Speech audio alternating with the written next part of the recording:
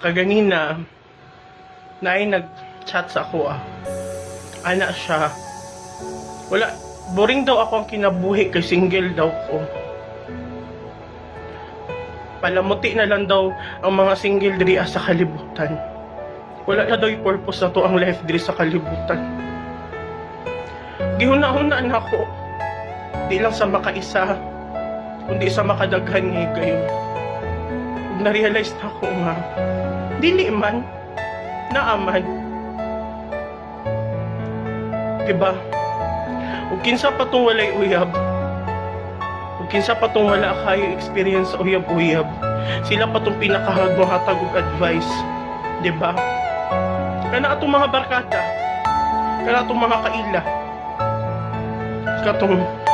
katong nakauyab sila, katong naa sila uyab, halos di na sila managad sa atoa, diba? Halos ginakalimtan na lang kanila, diba? Pero katong nagbulag na sila, katong nag-away na sila, katong wala na sila nagkasinagtanay sa ilahang mga uyab, kinsay gina-chat nila, diba kita? Kinsay gina-text nila, kita, diba? Kinsang naa sa ilahang kiliran, kita, diba? Text din na sila, besh, asa ka? Pre, asa ka pre? Shut up.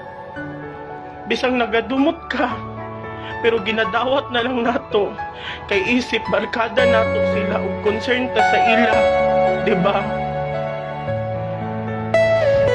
Ang nakapait pa ana, sila pa'y gibulagan o uyab, sila pa'y may problema sa ilang kinabuhi, kita pa'y mupalit o ilimnon para mahubog sila, diba? Katong nag-judge sila sa ilang mga uyab, sila lang man, diba?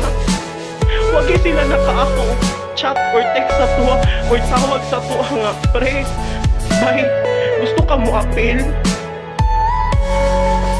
Sila lang. Pero kung nasakitan na, damay na ta, nahubog, kita'y gaatiman. Grabe na.